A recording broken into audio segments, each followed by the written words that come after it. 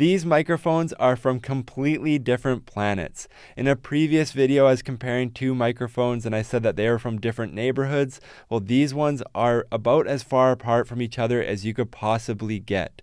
I'm Jordan from Kettner Creative, and in this video, we're going to compare the Blue Yeti against the Shure SM7B.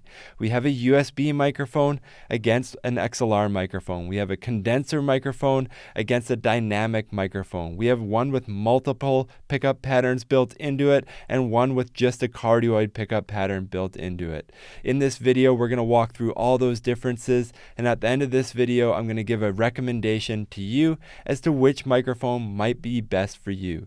If you're looking for pricing or specs for anything that you see in this video, we do have a bunch of links down in the description below, so please check that out for current up-to-date pricing at a variety of online retailers. Oftentimes you will find these microphones on deals or promos or built into a bundle, so please do check out those links and you'll find a good price on whatever you're looking for. For the purposes of this video, to help you understand which microphone you're listening to at any given time, you will see a meter on your screen on the side that is currently active. So if you see a meter on the left side of your screen, you know the Blue Yeti is active. And if you see a meter on the right side of your screen, then you know that the Shure SM7B microphone is the microphone that you're listening to right now.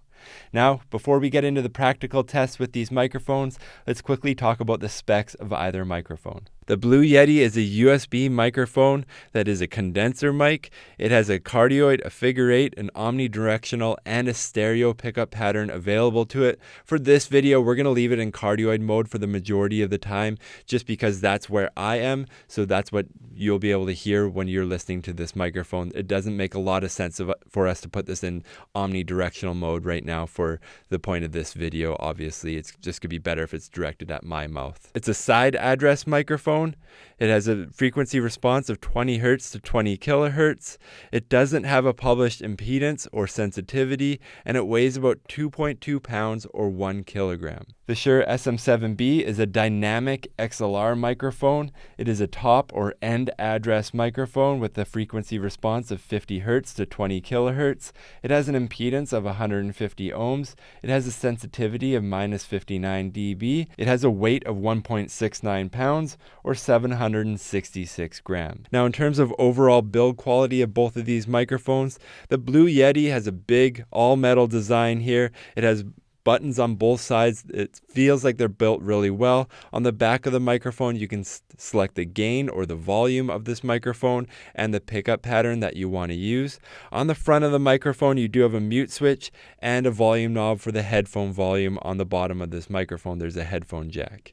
Now, when you get the factory stand that comes with the microphone, it's quite heavy and robust and it'll sit well on your desk. We recommend putting it on a stand like this just to get it closer to your face. If you prefer, you can use an optional boom stand as well. That is also very popular with this microphone.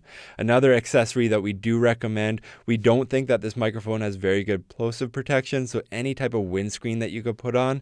There's a bunch of third-party ones. We have some links down in the description below and where you can get one, but I'm going to use this for the remainder of the video on the Blue Yeti because I do think that it helps with plosive protection. For the Blue Yeti as well, we do recommend some type of shock mount that basically air gaps the microphone, so things like tapping on the table or bumping the mic stand don't get transferred into the microphone as easily. It does not have a very good internal shock mounting system at all. We find that bumps do transfer very easily into the microphone, so some type of shock mount is recommended for the Blue Yeti as well.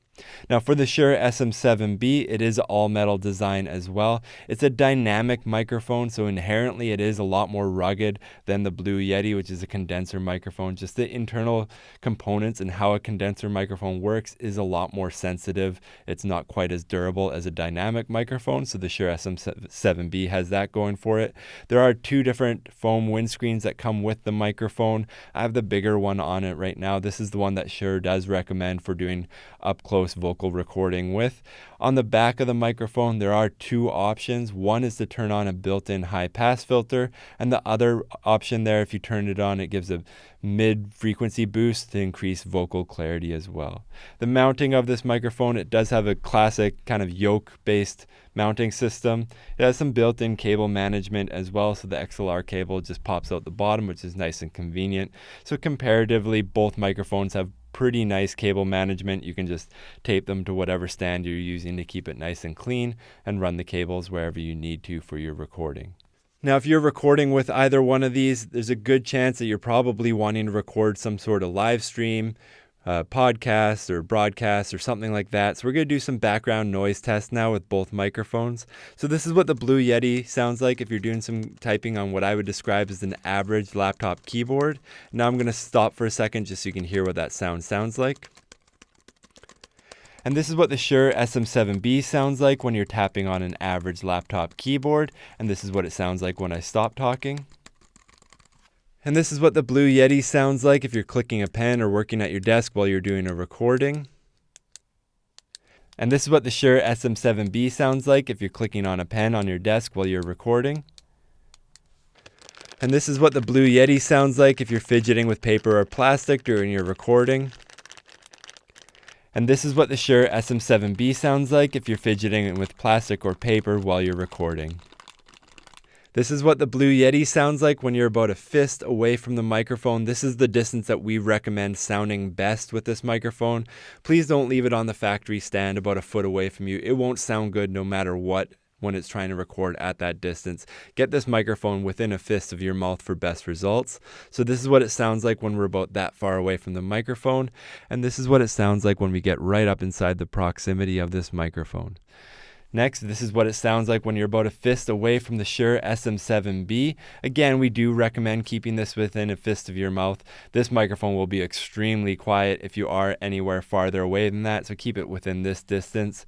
And this is what it sounds like when you get within the proximity effect zone of the Shure SM7B microphone.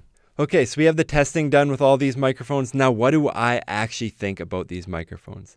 Let's start with the Blue Yeti. The Blue Yeti comes in at a pretty attractive price point. We do have the current price linked down in the description below. It's a very flexible microphone, but I think that this is the perfect example of a microphone that was marketed based off of specs. A lot of the stuff that they put on the outside of the box, you just don't use. I think 99% of people that use the Blue Yeti should just have this thing in cardioid mode, and it's very simple to use from there.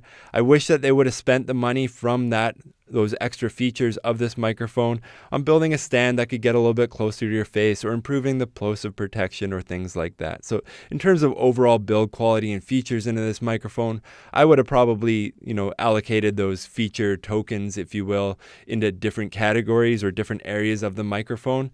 But this is a classic microphone and it works really well for a lot of people. If you're just getting started, $150 or whatever the current price is, somewhere in that range, all in to get started with live streaming or whatever your project you're working on, podcasting or recording, that's a very attractive all-in-one, all-inclusive price. And I think that hits the point for a lot of people. And for that price, we do have some videos on setup tips with this microphone. If you're in a well-treated kind of soundproof environment, this microphone you can get really good results with, and you can prove the concept of your project before you spend more money on it, before you can really justify spending money on something like the Shure SM7B. Now, the Shure SM7B, on the other hand, is a completely different microphone. It has a different budget, and for the price of this microphone, you still need to buy an audio interface. Depending on the quality of audio interface that you buy, you might need an inline preamp, so then you need 2 XLR cables and the stand and the headphones, so the price just goes up quite a bit.